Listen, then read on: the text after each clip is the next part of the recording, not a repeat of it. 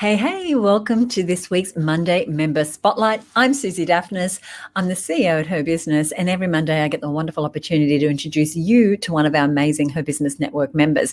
It is Monday morning. I was just looking at myself under the lights, and I know this probably sounds terribly vain, but I look like I need some sleep or better lighting, one or the other. I hope you had a great weekend wherever you are. It was very cold and windy in Sydney where I live, and there was a little bit of commotion, people protesting and doing things like that, but it was actually just a really good weekend and watching a little bit of Olympics and chilling out a little bit. I hope that you are ready for today's guest, because today's topic is one I think that is really going to interest you, and it's about how to get more clients, right? And as business owners, we always want to be generating new clients. We want to be making it easier for ourselves to get those new clients and really showing up in a way that allows us to be a magnet for our ideal clients. So that's what we're going to be talking about today. I'm going to introduce you to our guest in just a moment. But firstly, I wanted to let you know that the team and I are working on our annual event. It's the HerBusiness Live online event, which brings together women from all over Australia, all women business owners. And we come together to network, to brainstorm ideas for our business, and also to learn from incredible world-class and international and local speakers in workshops, in keynote presentations, in panel discussions, and I want to invite you along. The details are over at herbusinesslive.com. Now, if you are a member of the HerBusiness Network, you've got a different link. You've got a private link that gives you instant access. If you're not yet a member of the HerBusiness Network, we would love for you to spend the day with me, with our incredible speakers and panelists and workshop guests, but also with our incredible HerBusiness Network members. This is the event for women business owners. Last year we had over 300 women attend. We are now 4 weeks out. Actually, tomorrow is exactly 4 weeks out. And so I encourage you to grab your ticket. We've got bonuses, we've got surprises, we've got gifts, we've got a few things that we haven't even announced yet, but most of all, we have an incredible day for you if you're a woman business owner. So I hope you can join me there. Right now, though, it is my great pleasure to introduce one of our network members. Her name is Kat Millar. Her business is Amplify Your Influence. Now, she's a member of the HerBusiness Network, and she helps service-based business owners, coaches, and wellness professionals to attract and sign up more of their ideal clients. And she does that through her various programs that she'll be telling us about today. So to give us some tips on attracting new clients, let's bring on Kat Millar. Here we go. Hey, Kat, how are you? Hey, Susie. I am brilliant. Thank you so much for having me here. Well, I'm excited to be here. I'm excited to have some people following along as we are live. Hey, Tori. Tori's just said she wanted to say good morning. Hey, Tori. If you've got questions along the way, if you're looking to get new clients and you've got questions that either I or Kat can answer for you, then you'll want to go ahead and drop them in the comments. So, Kat, I kind of said a little bit about what you do, but why don't you go ahead and introduce yourself? Yeah. Hi. Thank you for having me, Susie. I'm Kat Millar. I'm the founder of Amplify Your Influence. I'm really passionate about influence and helping people to improve the quality of their lives. So I work with coaches predominantly and consultants and experts, anyone who's really good at what they do and loves helping people. And I help them to attract through marketing and also sign up clients. And I do this through my client attraction formula, which is run in a small group program and also one-on-one. So we've got both options for people, and it really focuses on creating compelling content is a big part of it. Mm-hmm. How to create the right content using written and spoken content, so videos and also written content, in order to attract the right fit people. What I see a lot of people going wrong is where they attract people that aren't the right match, and then they struggle to get that conversion rate. I also help people to create presentations, so online events predominantly was how I built my business. One of the major ways. And then also I have people who want to automate a lot of their processes and set up funnels in the back end. Great. And you've been doing this for about 5 years, you said. And tell us, do you have a team of staff? Is it just you at the moment? I've got 3 assistants part-time at the moment, which are all working in their area of strength. So that's been really fun to work with some people, because I worked by myself for so long. And, as you know, Susie, business is too hard to do alone, and we get to a limit where we are kind of capped. And so I'm in that stage of really training people up, putting better systems in place, and, looking to take them on for more hours as well. Great, great, great. We'll talk a little more about your own business growth as we go along. But for now, tell us a little bit about your ideal client. You're obviously helping a number of different businesses to attract new clients. Who would you say are your ideal clients? My ideal clients are coaches who have been coaching for a while and are really good at what they do. They're willing to create content consistently. So I one of the biggest methods that I use is content. So without that willingness to put yourself out there and be creating things of value quite consistently, I do find that a lot of people struggle without that expertise, especially because there's so many coaches now. And in order to differentiate yourself and to be an expert, being willing to position yourself as an expert, which is really someone who has organized their knowledge. That's the biggest thing is showing how you're unique, showing how you have a step-by-step path for people rather than just come and just be coached by me. It's I have a system, I have a plan to get you from point A to point B, and it's a very clear pathway. So my ideal clients are brilliant at what they do. They have a pretty clear idea of the problem that they solve. Sometimes I do help people with that because it's just articulating that problem well. But they've already achieved a level of results with their clients, and most of my clients, I'm helping them scale their business to 10K plus months consistently. So they might have had the odd success, but it's more hit and miss as opposed to that real steady stream that they can rely on and breathe. Well, that reliable revenue is everything, right? When it comes to sustainability, anytime, especially when we're small and we're exchanging our time for money, because you're talking about consultants who are quite often, they are the expert, they are the business. The more that you can help them start to leverage through their content, it means that they've got some other assets that are doing the legwork for them. And that's what's going to allow them to scale. And, we are big believers in what you said earlier, and that is working with our ideal clients, because none of us wants to be working with people who can't afford us, who are going to be hit and miss, who are going to be too much customer service hassle, who are going to be stop-start.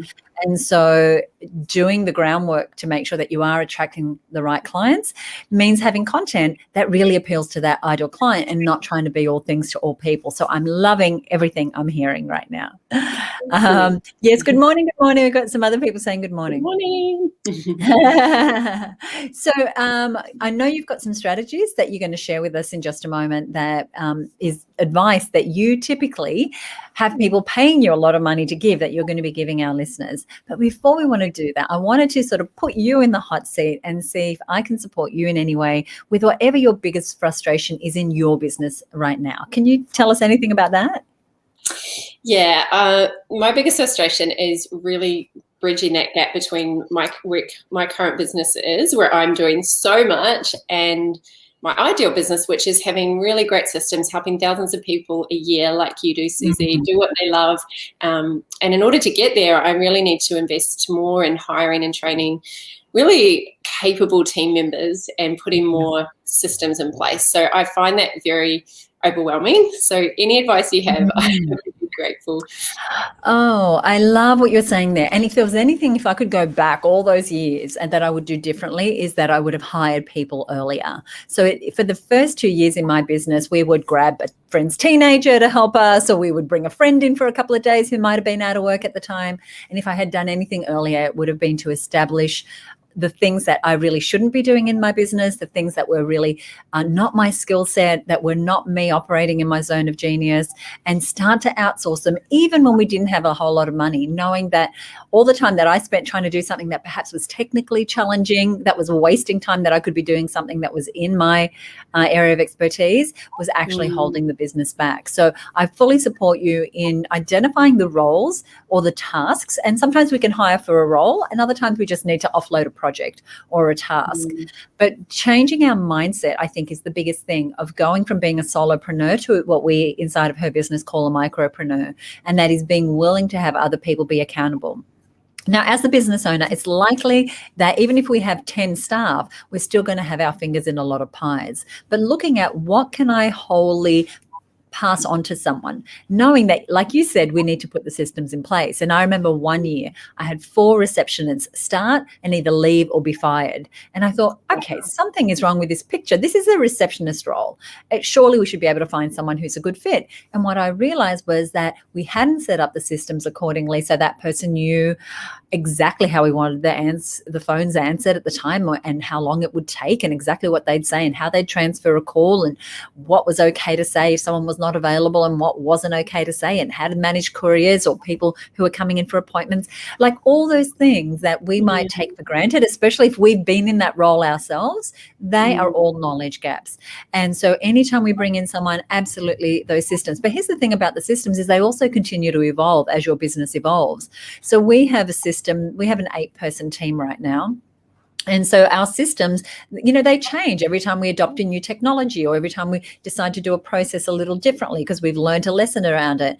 All that continues to grow. But I encourage you to definitely put that time and work in, even if it means bringing someone else in to say, you know what, I need to capture these systems. I'm just going to blurt them into something that records my voice, but I want you to go ahead and document them, and then I will review them.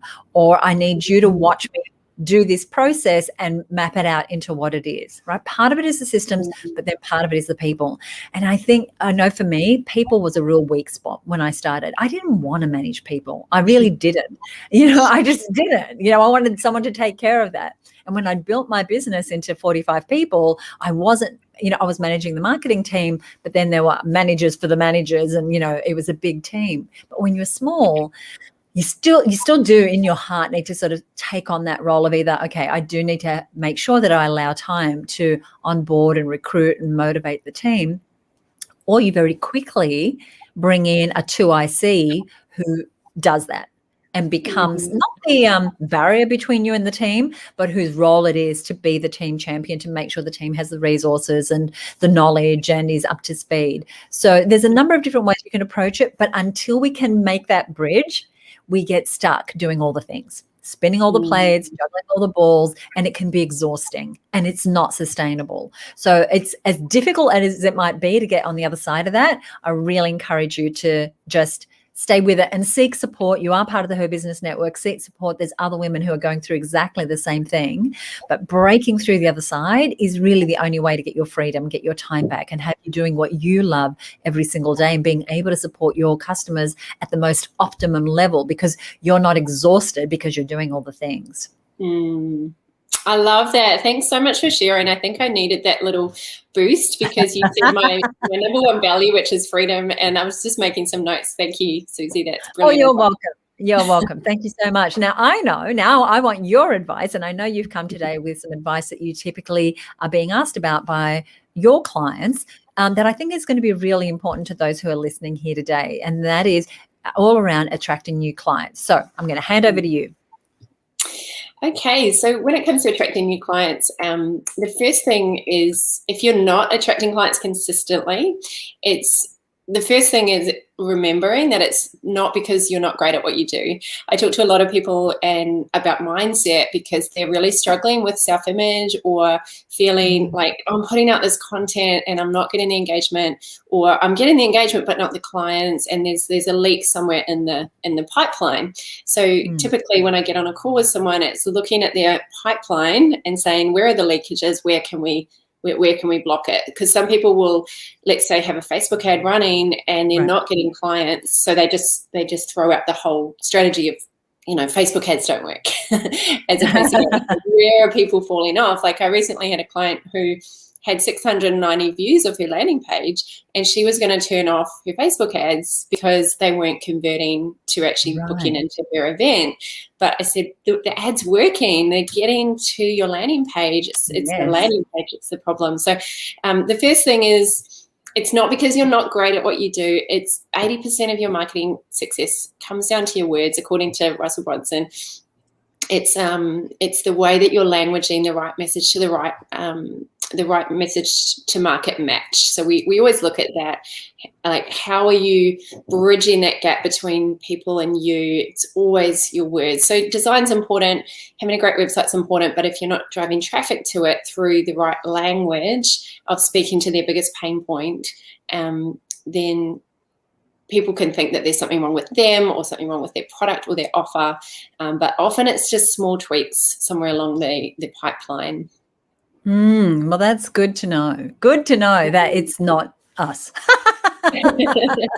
And I love the point about the landing page. And it is really easy to say, well, Facebook doesn't work, or it doesn't work for me. But if you're getting almost 700 views to your landing page, those people want to know. And so if you're losing them at that point, then you want Kat's help to say, well, what can I do on this landing page? Is it the subject line? Is it the imagery? Is it the messaging? Is it that I don't have a clear call to action? And that's the sort of expertise that you can bring. All right, what else do you have? Yeah, so the compelling content is one piece. So making sure that you're really consistent with your content, making sure that your content isn't just teaching how to, just boom, boom, boom. You know, we don't want another second Google. We want to be able to shift someone's belief through your content. So what I help my clients with is going, what do my clients, or what do my potential clients currently believe?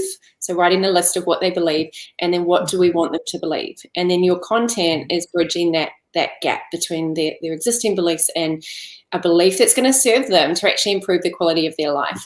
So some people get confused about influence, thinking it's about manipulation or trying to make what they don't want to do, but it's actually about helping them improve their life. So by helping them shift a belief, so each piece of content is if it's shifting a belief, they'll get to the end of that piece of content and want to take action, actually be inspired to take action. Because there's a lot of people putting out content that's entertaining, which is cool. You know, we all need that, especially at the challenging season that we're in at the moment. We all need entertainment. We all need a good laugh. But people have said to me things like, oh, when I post something funny like a cat video, I get more engagement. Should I do more cat videos? And they say, well, you want to get likes, and if you're introducing a new line of cat accessories, maybe. Exactly. But these are like career coaches and relationship coaches and psychologists, and so it's really looking at your metrics and saying, being really real, how many clients am I getting from my content? And if you're getting a lot of engagement or likes, or your friends are liking it, but it's not actually leading to a client, then you probably have a messaging problem. Your content is probably not bridging the gap, changing the belief, and inspiring action. Love that. Bridging the gap, changing the belief, and inspiring action. Love that. Yeah, so that's one piece. The second piece I teach is presenting, and the reason I chose presenting as such a strong lead generation strategy in my business, because there's so many lead generation strategies to get clients. The reason I love presenting, which could be a Facebook Live video, it could be an interview like we're doing, it could be an online Zoom event, is because social media is so saturated and it's very hard to get people's time. And in order to build someone's trust, we need their time. And so I liken it to if you're walking down the street and you're shopping and you're going about your business and you see a busker and they're really good, you might stop for a while and listen and then maybe give the money and then move on. But if you go to a concert, if you buy a ticket to a concert, I remember my first concert was Pearl Jam, and we were so excited and we got all dressed up and we planned it for weeks, what we were going to wear and whose parent was dropping us off. And I think of just cruising along social media and seeing a busker as, you know, you stop, you pay attention, but then you move on. Whereas when you go to a concert, you look forward to it, you put the time aside and you pay attention. So when you run, like, for example, a 60-minute Zoom event or a masterclass online for, you know, a couple of hours, or for me, I do one-day workshops, you get people's time, and it's very hard to do that in using social media. So it's just a way that you can share your expertise, help shift beliefs, inspire people to take action, and get people in what I call a buy zone, where they are inspired to buy, and then leverage your time. As opposed to having 50 1-hour sales conversations, you can have 1 hour and potentially speak to 50 people or more. Singing my song. I totally get it. I totally love it. Thank you so much. And I just want to reiterate those 3 points: bridging the gap, changing the belief. It's interesting. That with us as influencers, that's what we do with the like you said, with the intention to support them to have what they want, and to inspire action. Thank you so much for those. I wanted to ask you, I want to talk about your Client Accelerator program, but before I do that, I did want to ask you, again, just going back to your business, because what I love about these interviews is that I get to feature a real life woman business owner who's not only out there helping other businesses like you are, but who is also growing a business on her own. What problem for you does being part of the HerBusiness Network serve? Oh, I just love it because I work from home and I'm by myself so much. And like I talk to friends about business, like on a Saturday night, I just want to talk about business. Like, I just love it so much. And I don't want to burden all my friends with it. So coming into a network where there's such a range of business, like in my goals group, there's so many different types of businesses. And so you just get this lateral view of all different perspectives, people with products business, people with years more experience, and you're also able to help others, which I just love, having this people that are peers and colleagues, because I've always been really big on having mentors. I always invest in coaching and people that are above me, multi-millionaire mentors, and then I'm always mentoring, but I didn't have that side peer colleague feel. And I know that I won't go back to corporate, but every now and then I think, I just miss like those board meetings and just working together in a team. And so I get that feel with HerBusiness. I love the variety of it. I love that you are educating us, but we're also able to support and connect with each other. I love that. Thank you so much for saying that, because I never looked at it like that, because I too have always had mentors. So who do I look up to? Who has been where I want to go? There's that. But then having that lateral view, I've always had peer-to-peer accountability groups, or being part of organized. And I'm not a natural networker, Kat. I don't know about you, but for me, the idea of just turning up to a networking event is not my thing. But being surrounded by other women business owners who are also growing and scaling a business, who can share with me what technology they're using or what marketing strategy they're using, or how they overcame that particular hiring or firing problem, that is gold. And that is what I found, even having interviewed hundreds of women who we put into our Hall of Fame, having those strong networks of people around us really helps buoy us, especially like you said, when we're in a season where perhaps we're struggling a little bit, or perhaps we're trying something new for the very first time. So I love, one, that you're in a goals group and you've taken advantage of that bonus that comes with your membership to be in an accountability group, and that you do show up and you speak up and you support other members. So let's talk about how people can do business with you. Now, we mentioned your Client Attraction Accelerator program. Tell us a little bit about that and how people can find out more. And I'm going to pop your website up here so that it's at the ready. Okay. Thank you. Yeah, so the Client Attraction Accelerator program, it is a roadmap. It's got 8 different modules, and ultimately it helps people with that pipeline. So tweaking along the way what needs tweaking. So making sure that your offer is really irresistible, right, based on the stage that you're at in business and based on the stage that your clients are. So I help people really understand the point A and the point B. That's an area that's tripping a lot of people up and they're not even realizing it. Mapping out the best ways to share it, choosing a lead generation strategy that really fits with your lifestyle, with your personality, with your passion, how to get it out there on social media in a way that's going to compel people, how to get people off social media and into your landing pages, so that you can continue to control the conversation and nurture and move people through. The majority of my time is helping people clarify their language and messaging to call in really quality clients, and getting clarity on like their existing beliefs and what we want to shift, and then how to sell their signature offer. So sometimes we have to work through some mindset blocks. Sometimes we have to change pricing. There's lots of tweaks that we make so that everything's zinging again, and you get that consistent, constant flow. And then when people are ready, I help them automate their processes to free up their time and energy. I love that. And now if people head on over to your website, they can join the program at any time, right? So if they're ready to dive on into the client attraction training right now, they can do that. Plus, you also have small group and coaching. And you were telling me earlier before we got online that you know, when you join now, you get to be part of the weekly coaching that Kat is doing to support her clients to make the progress that she's described around getting more of their ideal clients. Plus, you have access to a private online community where Kat continues to coach and mentor you. Love it, love it, love it. Anything you'd like to leave us with? Oh, and I just want to share this with you. Tori, who's one of our newest members, says, Kat Millar, very insightful advice this morning, I think you meant to say. So, yeah, thank you. Thank you, Tori. Before I let you go, Kat Millar, is there anything you'd like to leave us with? Yeah, I just love to remind every woman that you are brilliant, that the world needs what only you can do, and just to back yourself and be bold in who you are, because the world needs you exactly as you are to be your youest you, in the words of Dr. Seuss.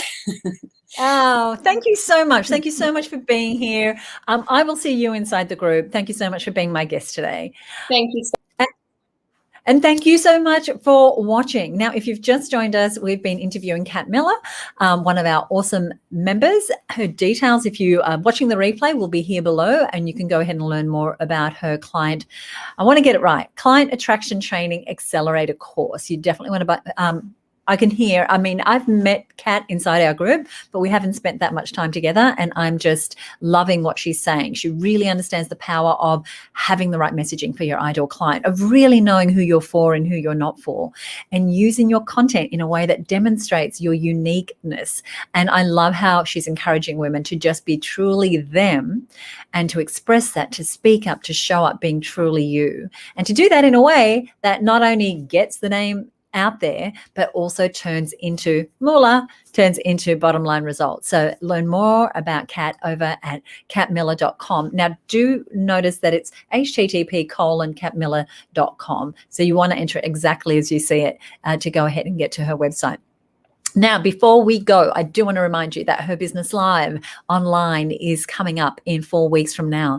And if you want to be surrounded by women like Kat and our other incredible Her Business Network members to brainstorm ideas for your business, our theme this year is Speak Up. And it's about all the different ways where we can speak up, and whether that is increasing your prices or putting yourself forward for opportunities or trying a new business model.